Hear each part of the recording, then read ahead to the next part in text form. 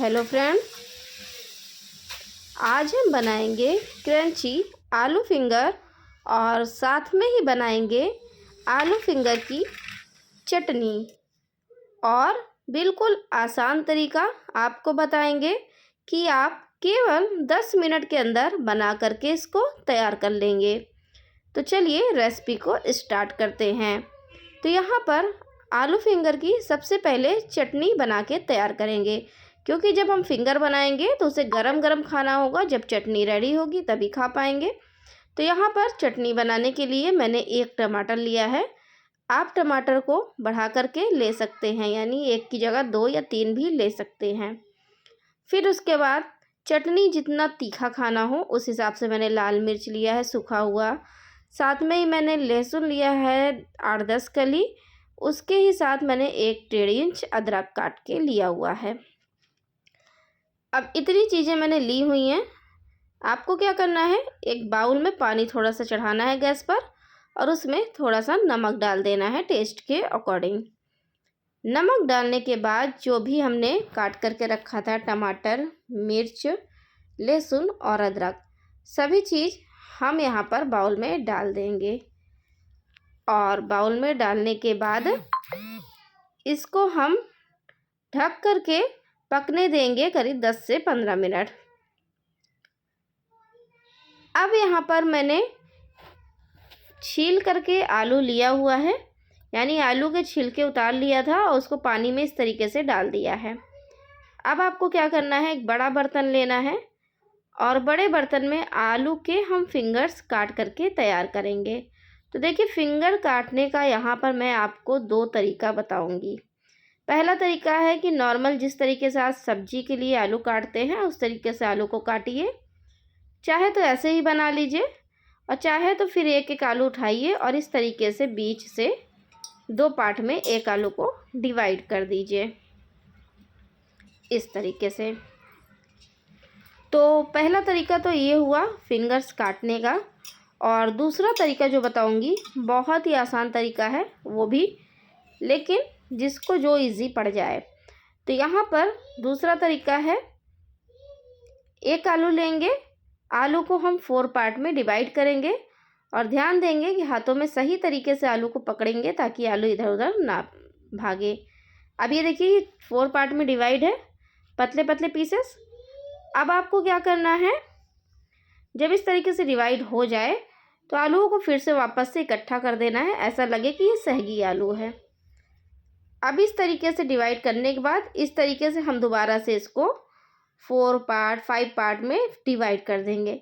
इससे क्या होगा, हमारा एक साथ फिंगर काफ़ी ढेर सारा निकल आएगा, यानी आपको बार बार उठा उठा करके काटने की ज़रूरत नहीं पड़ी, फिंगर हमारा अच्छे से कट गया है।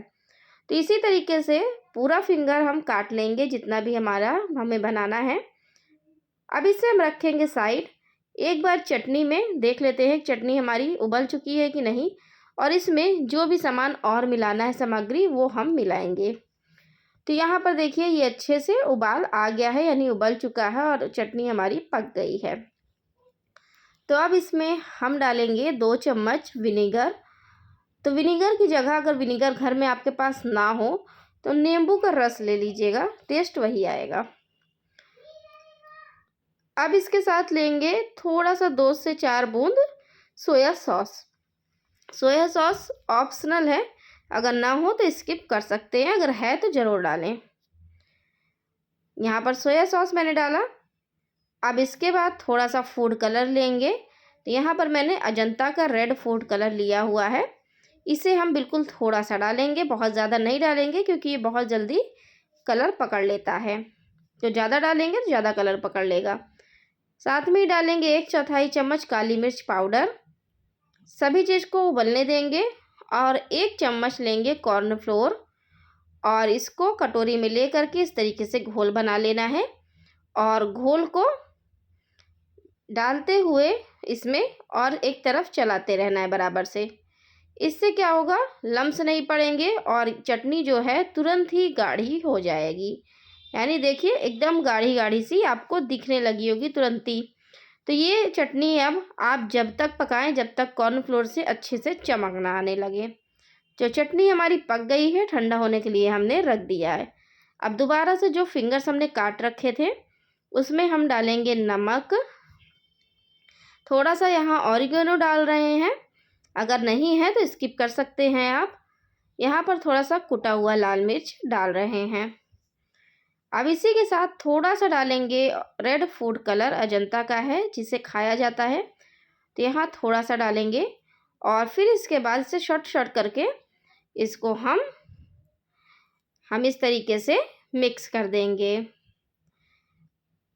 मिक्स करने के बाद आपको क्या करना है, थोड़ा थोड़ा हाथों में अरारोट लेना है, या तो कॉर्नफ्लोर और अरारोट एक ही चीज़ है, तो आपको थोड़ा थोड़ा सा हाथों में लेना है और इसको इस तरीके से फैला करके डालना है और इसको आपको मिक्स करना है। तो हल्के हाथों से बिल्कुल मिक्स करिएगा, क्योंकि अगर आप जब भी अरारोट मिलाते हैं किसी चीज़ में और हाथों को अगर टाइट रखते हैं तो अरारोट एक जगह इकट्ठा होने लगता है। तो हमेशा अरारोट जब भी मिक्स करें थोड़ा सा फैला करके और हल्के हाथों से इस तरीके से मिक्स करें। आप देखिएगा मैं इस तरीके से डाल रही हूँ बार बार, और किनारे किनारे से मैं इसको मिक्स कर रही हूँ बिल्कुल हल्के हाथों से। तो ये अच्छे से मिक्स जब हो जाए तो आपको क्या करना है, इसको डायरेक्टली फ्राई कर लेना है। तो देखिए फ्राई करने का भी कई तरीका होता है, तो आज मैं आपको घर में बना रही हूँ, लेकिन आपको एकदम दुकान की तरीके से खाने को मिलेगा ये। तो सबसे पहले तो तेल गर्म खूब अच्छे से होना चाहिए और एक फिंगर डाल के आप देख लीजिए, अगर तेल गर्म है तो फिर उसमें और फिंगर डालिए। और फिंगर्स डालने के बाद इसको क्या करना है, थोड़ा थोड़ा सा चलाना है और चलाते हुए आपको करीब 30 सेकंड तक इसको पका लेना है। तो इससे आपको क्या लगेगा कि जो फिंगर गीला था वो सूख चुका है। और 30 सेकंड तक चलाने के बाद इसको हम कढ़ाई से बाहर निकाल देंगे, यानी हाफ़ फ्राई करेंगे। हाफ़ फ्राई करने के बाद इसको हमें फुल फ्राई करना है। तो पहले तो हाफ़ फ्राई जितना फिंगर हमने बना रखा है, टोटल फिंगर सबसे पहले हम यहाँ पर हाफ़ फ्राई करेंगे। कोई भी चीज़ जब 2 बार में फ्राई होती है तो उसमें क्रंच डबल पाया जाता है, यानी काफ़ी टेस्टी लगता है खाने में। तो यहाँ पर इसी तरीके से जैसे मैंने एक बार हाफ़ फ्राई करा, उसी तरीके से ये देखिए मैंने पूरा हाफ़ फ्राई करके निकाल लिया है। अब इसे करीब 10 मिनट तक ठंडा हो जाने देंगे। जब तक वो ठंडा हो रहा है, यहाँ पर हम चटनी जो हमने उबाल करके रखी थी एक जार में ले करके इसको अच्छे से हमें पीस लेना है, ताकि जब हम फिंगर फ्राई करें तो गरम गरम खा सकें। अब यहाँ पर फुल फ्राई करने के लिए देखिए ये हाफ़ फ्राई वाला है, अब तेल दोबारा से उतना ही गर्म होना चाहिए और इसके बाद इसको हम डालेंगे तेल में और थोड़ी देर के लिए इस तरीके से आपको छोड़ देना है, बिल्कुल भी टच नहीं करना है। जब इसमें से बबल्स हट जाएं तो आपको इसको अलटते पलटते हुए खूब अच्छी तरीके से फ्राई करना है, जब तक इसमें अच्छे से क्रंच ना आ जाए। क्योंकि जब आप हाफ़ फ्राई करते हैं ना तो वो उसमें दोबारा से नमी पकड़ लेती है, लेकिन जब आप इस तरीके से फुल फ्राई करके खाएंगे ना तो ये इसमें आप अगर जैसे किसी को सेल कर रहे हैं दुकान से घर ले जाने के लिए, या घर में ही आधे 1 घंटे के लिए रखना हो, आधे घंटे के लिए फिंगर, तो आप क्या करेंगे इस तरीके से फ्राई करके किसी के सामने सर्व करेंगे तो ये आधे घंटे तक बिल्कुल भी नमी नहीं पकड़ेगा, ऐसे ही क्रंच बना रहेगा। लेकिन जो लोग एक बार में फ्राई करते हैं उसका क्या होता है, उसमें क्रंच तुरंत ही ख़त्म होने लगता है। तो वो चीज़ आप तुरंत फ्राई करें, तुरंत खाने के लिए, यानी जब थोड़ा करें। लेकिन जब ज़्यादा क्वांटिटी में आप फिंगर को बनाएं तो आप क्या करें, इस तरीके से आलू फिंगर्स को बनाएं।